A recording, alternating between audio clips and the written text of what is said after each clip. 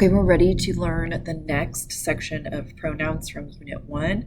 We are ready for the flat hand shape. Myself, myself, yourself, yourself, ourselves, ourselves.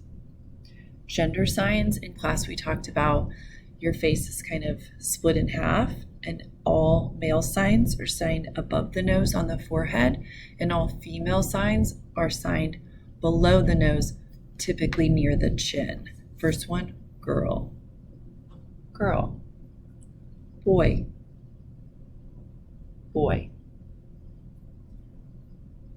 man, woman, gentleman, lady, people,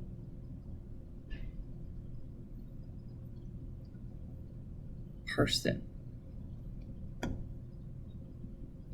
And from the other category, we have the sign that, the two of us, and the two of you. So the two of us includes myself. So when I move it back between myself and the other person. The two of you or them does not include me, so the motion should reflect that. You can also change your number hand shape to reflect a different amount.